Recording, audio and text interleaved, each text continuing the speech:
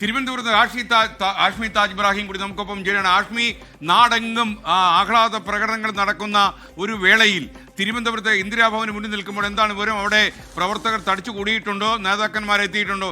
എന്താണ് ലേറ്റസ്റ്റ് വിവരങ്ങൾ? ഇവിടെ എട്ടാമത്തെ മാലപ്പടക്കമാണ് ഇപ്പോൾ പൊട്ടുന്നത്. ഇന്ദിരാഭവന്റെ മുന്നിൽ മാലപ്പടക്കം പൊട്ടലാണ്. ദൃശ്യങ്ങൾ കാണിച്ചോളൂ. അവിടെ മാലപ്പടങ്ങൾ റോഡിലിട്ട് പൊട്ടിക്കുകയാണ്. റോഡിലിട്ട് പൊട്ടിക്കുന്നത് ശരിയാണോ എന്നറിയില്ല, ഗതാഗത തടസ്സമൊക്കെ ഉണ്ടാവുന്നതാണ്. എന്തായാലും വലിയ ആവേശം ആ പ്രവർത്തകർക്കുണ്ട്. മാലപ്പടക്കം ഇട്ട് പൊട്ടിക്കുകയാണ് സ്കേൻ. ഇവിടെ അതേതെങ്കിലും തരത്തിൽ ഒരു ഘടകകക്ഷിയുടെ നിലപാടിന് വഴങ്ങി എന്നതിനപ്പുറം കേരളത്തിലെ ആപാലവൃദ്ധം ജനതയുടെ വികാരത്തിന് വഴങ്ങി എന്ന് പറയുന്നതാണ് ശരി എന്ന് പ്രവർത്തകർ പറയുന്നുണ്ടായിരുന്നു. ഇവിടെ ഉയർന്ന മുദ്രാവാക്യം വി ഡി സതീശ നേതാവേ നിലപാടിന്റെ രാജകുമാര എന്ന മുദ്രാവാക്യമാണ് ഇവിടെ പ്രധാനമായി വരുന്നത്. വി ഡി ഉയർത്തിപ്പിടിച്ച നിലപാടുകൾക്ക് അംഗീകാരം ഹൈക്കമാൻഡ് കൊടുക്കുന്നു. മറ്റൊരു ഓപ്ഷൻ, മറ്റൊരു ചോയ്സ് ഹൈക്കമാൻഡ് ഉണ്ടായിരുന്നില്ല എന്നാണ് വി ഡി അനുകൂലികളല്ല ഇവിടെ ഇപ്പോ വി ഡി അനുകൂലി, കെ സി അനുകൂലി, ആർ സി അനുകൂലി ഒന്നുമില്ല. സ്കാൻ ഇവിടെ വരുന്നു. അവരുടെ മുഖ്യമന്ത്രി ഇവിടെ വരുന്നുണ്ട്. അപ്പൊ മുഖ്യമന്ത്രി എന്തായി? മുഖ്യമന്ത്രി നിലപാട് രാജകുമാരൻ ACC നിലപാട് രാജകുമാരനെ മുഖ്യമന്ത്രി, നിലപാടിന്റെ രാജകുമാരനെ മുഖ്യമന്ത്രിയാക്കിയത് എല്ലാവർക്കും. അപ്പോൾ എസ് കെ നിലപാട് രാജകുമാരൻ എന്ന ഒറ്റ വാക്കാണ് പറയുന്നത്. അപ്പോൾ അല്പസമയത്തിനകം നിയുക്ത മുഖ്യമന്ത്രി വി ഡി സതീശൻ ഇങ്ങോട്ടേക്ക് വരുന്നു. ഇവിടെ ഇപ്പോൾ വി ഡി അനുകൂലി, ആർ സി അനുകൂലി അല്ലെങ്കിൽ കെ സി അനുകൂലി ഒന്നുമില്ല. ഇവിടെ കോൺഗ്രസ് പ്രവർത്തകർ മാത്രമാണുള്ളത്. അവർ ഇവിടെ വന്നിട്ട് പടക്കം പൊട്ടിക്കുന്നു, മധുരം വിതരണം ചെയ്യുന്നുണ്ട്. അങ്ങനെ ആ തീരുമാനം വന്നപ്പോൾ മുതൽ ആ തീരുമാനത്തിനുള്ള അക്ഷമയോടെ കാത്തിരിക്കുകയായിരുന്നു ഇവിടെ നൂറുകണക്കിന് പ്രവർത്തകർ. തീരുമാനം വന്നപ്പോൾ ആനന്ദത്തിന്റെ ഒരു ബ്ലാസ്റ്റ് ഇവിടെ ഉണ്ടായി. എസ് കെ നമ്മൾ നേർക്കുനേർ കണ്ടതാണ്. അതിനുശേഷം ഇപ്പോഴും ആനന്ദം തുടരുന്നു. ചെറു പ്രകടനങ്ങൾ പല വഴിക്കുന്നു ഇങ്ങോട്ടേക്ക് വരുന്നുണ്ട്.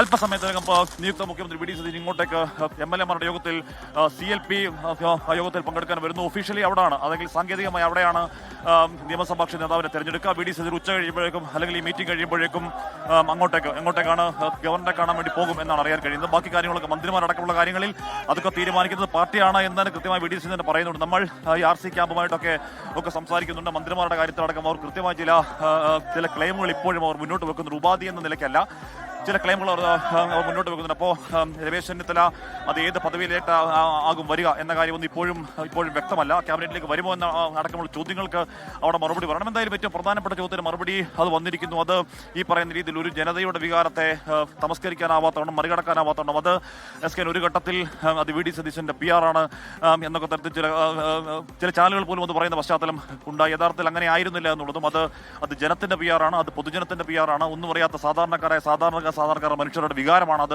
എന്ന് കൃത്യമായി ഹൈക്കമാൻഡ് തിരിച്ചറിയുന്നുണ്ട്. ആ ഹൈക്കമാൻഡ് തിരിച്ചറിയാനുള്ള കാരണം പ്രധാനമായും എസ് കെ അത് തന്നെയാണ്. ഇവിടെ സീക്രട്ട് ഓഫീസർമാരെ അടക്കം ഇവിടെ നിയോഗിച്ചിരുന്നു. ഇവിടെ VM സുധീരനോടക്കം AK ആന്റണിയോട് പോലെ മുതിർന്ന നേതാക്കളോട്, ജനങ്ങളുടെ പൾസ് അറിയുന്ന അല്ലെങ്കിൽ ജനസ്പന്ദനം അറിയുന്ന നേതാക്കളോടൊക്കെ കാര്യങ്ങൾ വളരെ വിശദമായി തന്നെ ചോദിച്ചറിഞ്ഞിരുന്നു. ഇവിടെ K മുരളീധരൻ അഭിവാദ്യം അർപ്പിച്ചൊരു പ്രവർത്തനം വന്നിരുന്നു. ആർജവത്തോടെ നിലപാട് തുറന്നു പറഞ്ഞ ഒരു MLA എന്നതായിരുന്നു K മുരളീധരൻ. ആ പ്രവർത്തനം കണ്ട വികാരം ഇവിടെ KPCC ആസ്ഥാനത്ത് ഇവിടെ നൂറുകണക്കിന് പ്രവർത്തകർ ഇപ്പോഴും അവിടെ ഇതിനകത്തൊക്കെ അങ്ങനെ നിൽക്കുകയാണ്. അല്പസമയത്തിന് ഇവിടെ CLP യോഗം ചേരാൻ പോകുന്നു. എസ് കെ ഇവിടെ MLA-മാർ ഓരോരുത്തരെ ഇങ്ങോട്ടേക്ക് വന്നുകൊണ്ടിരിക്കുന്നുണ്ട്. MLA-മാർ വന്നതിന് ശേഷം CLP യോഗം, അതിൽ വി ഡി സതീശൻ നിയമസഭാ കക്ഷി നേതാവായി തെരഞ്ഞെടുക്കുന്നു. അതിനുശേഷം അതിനുശേഷം അദ്ദേഹം പോയി ഗവർണറെ കാണുന്നുണ്ട്. ഗവർണറെ കണ്ടതിന് ശേഷം സർക്കാർ രൂപീകരിക്കാനുള്ള അവകാശവാദം ഉന്നയിക്കൽ അടക്കമുള്ള കാര്യങ്ങൾ അതൊക്കെ സാങ്കേതികമാണ്. അതൊക്കെ അതിന്റെ മുറക്കി നടക്കും. ഏറ്റവും പ്രധാനപ്പെട്ട കാര്യം അത് തന്നെയാണ്. ഇതൊരു തരത്തിൽ അപ്രതീക്ഷിതമായിരുന്നു എന്ന് തന്നെ വേണമെങ്കിൽ പറയാം. വി ഡി സതീശന്റെ പേര് ഉയർന്നു കേൾക്കുമ്പോഴും KC വേണുഗോപാലാണ് കൂടുതൽ MLA-മാരുടെ പിന്തുണ, MP-മാരുടെ പിന്തുണ, മുൻ വർക്കിംഗ് പ്രസിഡന്റ്, ഇപ്പോഴത്തെ വർക്കിംഗ് പ്രസിഡന്റുമാരുടെയും മുൻ അധ്യക്ഷന്മാരുടെയും ഒക്കെ ബഹുഭൂരിപക്ഷത്തിന്റെ പിന്തുണ KC വേണുഗോപാലാണ്. അപ്പോൾ ആ പിന്തുണ എങ്ങനെയാണ് മറികടക്കാൻ കഴിയുക എന്ന ചോദ്യമുണ്ടായിരുന്നു. ഹൈക്കമാൻഡിന് മുന്നിൽ ഏറ്റവും ടഫസ്റ്റ് ആയിട്ടുള്ള ചോദ്യം ഉണ്ടായിരുന്നത് ഈ പറയുന്ന രണ്ട് മാനദണ്ഡങ്ങൾ. ഒരു മാനദണ്ഡം അത് പൊതുജനങ്ങളുടെ പബ്ലിക് സൈക്കിന്റെ അനുകൂലാവസ്ഥയും ഘടകകക്ഷികളുടെ അനുകൂല നിലപാടും, മറുവശത്ത് MLA മടങ്ങി വരാം.